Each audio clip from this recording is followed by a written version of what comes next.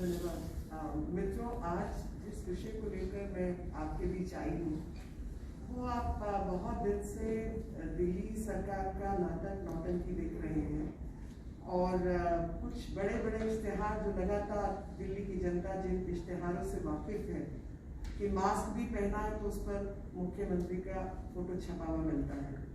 यहाँ तक कि ओला उबर तक को आदेश था कि वो उनकी फोटो चलाएं एलईडी के ऊपर, जब नहीं चलाई तो ऑन ऑफ उनसे स्पॉन्सर करा के उन्हें अपनी फोटो दूसरी तरीके से चलाई। तो इतने जो अपना चेहरा दिखाने के शौकीन हैं और जनता का पैसा लगातार जनता के बीच फोटो के माध्यम से खर्च किया जा रहा है, वो व्यक्ति ने अभी पीछे कुछ 2-3 दिन पहले एक काले रंग का इश्तेहार निकाला कि 2,500 करोड़ का घोटाला, और उस पर ना तस्वीर थी और ना ही आम आदमी पार्टी का नाम था।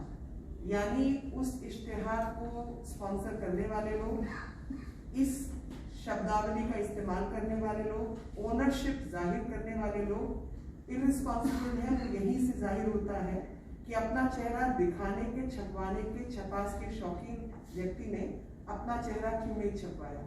तो वो इसलिए नहीं छपवाया क्योंकि उसके ऊपर डेफेमेशन का केस बनता था, झूठ बोलने के लिए और बेबयानी करने के लिए।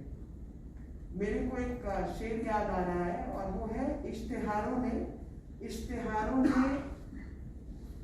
दिखा दी है असलियत कुछ चेहरों की, दिखा दी है इश्तेहारों ने असलियत कुछ चेहरों की, जो टोपी पहनकर टोपी पहनाने का काम करते हैं। अब आप सोचेंगे कि टोपी पहनाने का काम कैसे? तो मैं आपको बताना चाहती हूँ कि टोपी पहनाने का काम ऐसे कि 2012 के अंदर म्युनिसिपल कॉर्पोरेशन का ट्राइफर्केशन हुआ।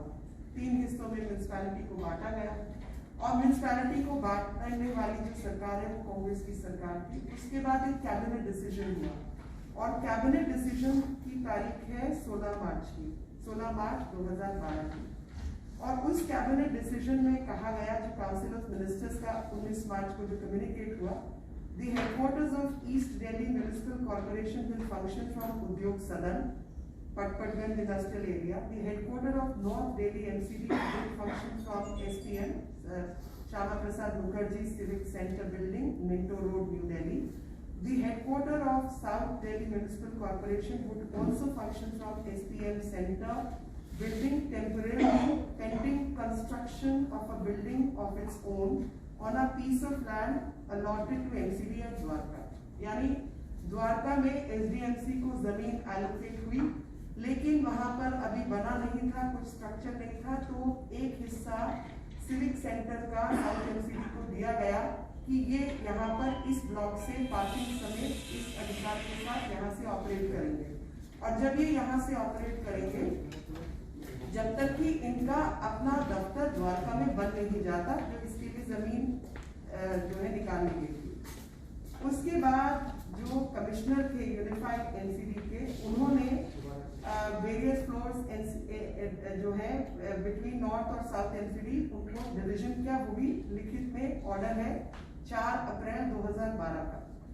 North MCD Corporation may claim maintenance charges from this SDMC Corporation as to be decided by the director local bodies। Urban local bodies की बात हो रही है तो म्यूनिसिपैलिटी के जो डायरेक्टर हैं वही तय करेंगे कि मेंटेनेंस चार्जेस क्या होंगे। उसके बाद एक कमेटी का गठन हुआ जिसमें 50-50% दोनों SDMC और नॉर्थ MCD वाले अफसरों को बिठाया गया, जिसका 13 जनवरी 2012 का ऑर्डर है, जिसमें उन्होंने कहा कि facility management charges including housekeeping, O&M यानी maintenance of electrical mechanical equipments, electricity consumption charges, water consumption charges, charges for deployment of security personnel, any other charge for the common works of services or any other expenditure which is made for both corporations. Now this was to be divided on actual basis 50-50 between the two corporations। यानी जो building की ownership है, जो civic centre है, वो north MCD के क्षेत्र में आता है, लेकिन एसडीएमसी को एक हिस्से में उनका दफ्तर चलाने का अधिकार दिया इस शर्त पर कि जो मेंटेनेंस चार्जेस हैं जो एक्चुअल हैं, बिजली का बिल है, पानी का बिल है, सिक्योरिटी चार्जेस है, रंग रोगन के चार्जेस हैं, एक इलेक्ट्रिकल इक्विपमेंट्स के चार्जेस हैं, वो सब एक्चुअल जो है 50-50% दोनों के बीच बटेगा और साउथ एनसीडी अपना हिस्सा नॉर्थ एनसीडी को देगी, क्योंकि ये क्षेत्र नॉर्थ एनसीडी का है, ये ज्यूरिसडिक्शन नॉर्थ एनसीडी का है, जब तक कि एसडीएमसी अपना बना नहीं लेती ऑफिस। अब देखिए चालाकी और शातिरपना कि 2015 के अंदर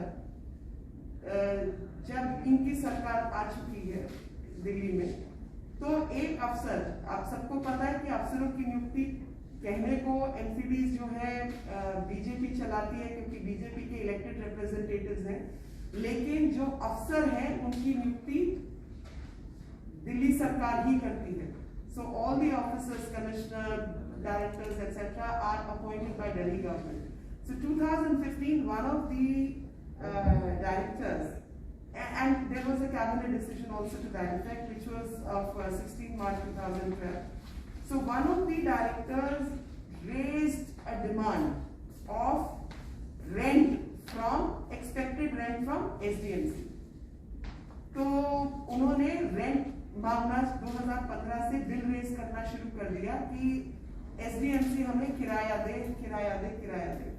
तो किराया तो ओरिजिनल ना तो जब ट्राइफर्केशन हुआ उसका हिस्सा था, किराया कभी कैबिनेट डिसीजन का हिस्सा नहीं था, उस पर काम एक्ट हो चुका है उसका हिस्सा नहीं था। 2015 में सडनली क्या हुआ, दिल्ली की सरकार बदली, ये हुआ और उसके बाद से एसडीएमसी से इन्होंने किराया मांगना शुरू कर दिया, जिसके जवाब में एसडीएमसी ने 2015 के बाद 2016 में 16 मार्च 2012 के ऑर्डर का व्याख्यान करते हुए कि कैबिनेट डिसीजन और कैबिनेट ऑर्डर, मिनिस्ट्रियल कम्युनिकेशन और एसडीएमसी की और नॉर्थ एनसीडी की जितनी भी कम्युनिकेशन है उसके आधार पर ये नाजायज है और ऐसा कुछ अग्री नहीं हुआ था। तो जो एग्जैक्ट वर्ड्स हैं, that is unified NCD, the committee felt it appropriate and justified unanimously recommend that there is nowhere mentioned about rent component which needs to be paid by South DMC to North DMC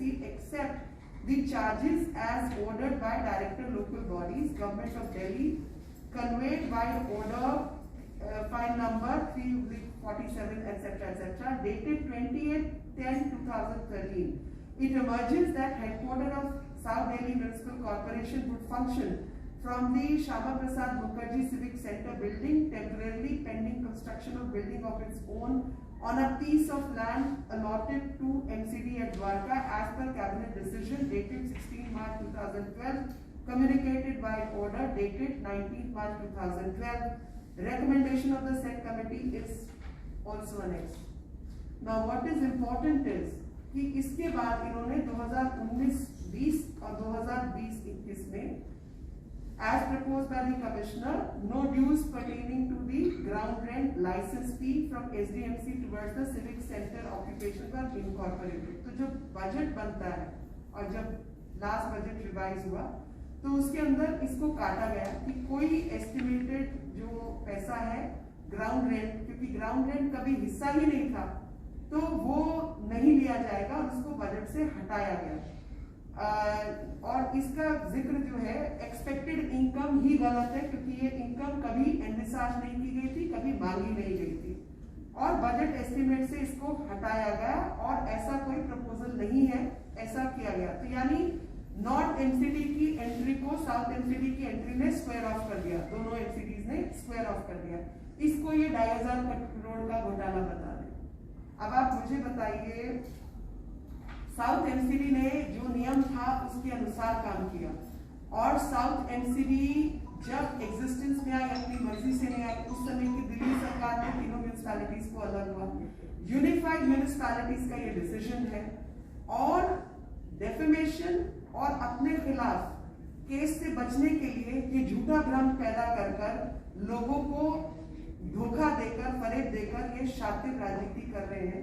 एक ऐसे व्यक्ति जिनको अपनी तस्वीरों से फुर्सत नहीं मिलती, वो पानी, बिजली, मतलब जहाँ डेंगू मलेरिया एनसीडी हटाते तो फोटो केजरीवाल जी अपनी लगा देते हैं और ये वो व्यक्ति हैं जिन्होंने असलियत में 13,000 करोड़ रुपया म्यूनिसिपैलिटी का नहीं दिया है।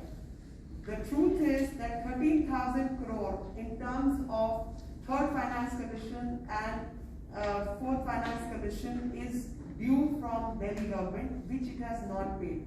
The reality is that these people are trying to smother MCD. MCD को खत्म करने के लिए, MCD को खराब करने के लिए, बर्बाद करने के लिए ये इस तरीके की धोखे की राजनीति कर रहे हैं।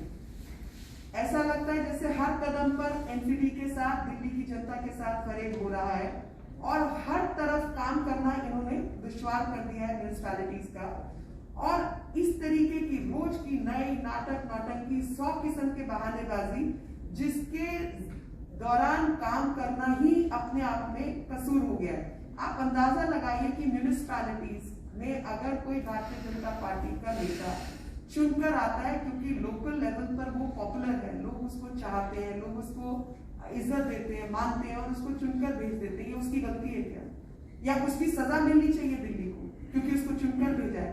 लगातार दिल्ली सरकार की मंशा यही है, किसी तरीके से काम करने वाले लोगों को काम नहीं करने दिया जाए और दिल्ली की जनता के ऊपर म्यूनिसिपैलिटी बर्डन बन जाए। और वो बर्डन है, ये वो कोरोना वॉरियर्स हैं जिन्होंने, जब मुख्यमंत्री जी अपने घर के बाहर नहीं निकल रहे थे, किसी एमएलए की शक्ल जमीन पर नहीं दिख रही थी, जब प्रॉपर फुल लॉकडाउन था, उस समय पर भी ये सब लोग सड़कों पर निकलकर लोगों के बीच काम कर रहे थे।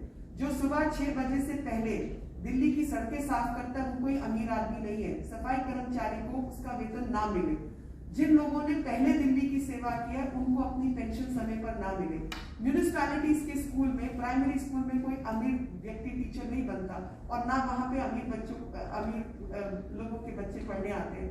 उनका यूनिफॉर्म, उनका मिड डे मील, उनका खाना, उनकी टीचर्स की सैलरी, विधवा की पेंशन, डिसेबिलिटी पेंशन, ये कुछ भी जारी ना हो, ये हरकत है दिल्ली सरकार की। और वो 13,000 करोड़ रुपया जो ड्यू है वो कोरोना वॉरियर्स को, नर्सेस को, डॉक्टर्स को, सफाई कर्मचारियों को, किसी को उसका पैसा नहीं मिल रहा। इसके लिए सीधे तौर पर दिल्ली के मुख्यमंत्री और उनकी टीम, पूरी की पूरी दिल्ली सरकार जिम्मेवार है। और यही हालत जो है, ये जो धोखे की डिसेप्टिव राजनीति करने का इनका तरीका है, वो इनके इश्तेहारों ने बिल्कुल सही मायने में दिल्ली की जनता को दिखा दिया कि जो व्यक्ति 24 घंटा अपने इश्तेहार लगाकर पैसा उड़ाता है जनता का, उसने इस 2,500 करोड़ के इश्तेहार पर अपना चेहरा क्यों नहीं छपाया? इसलिए नहीं छपाया क्योंकि सीधे तौर पर उसके ऊपर क्रिमिनल केस बनता और सिविल केस भी बनता, और इस वजह से बचने के लिए इन्होंने ये हरकत की। यही आपको सच्चाई और असलियत जाननी पड़ेगी।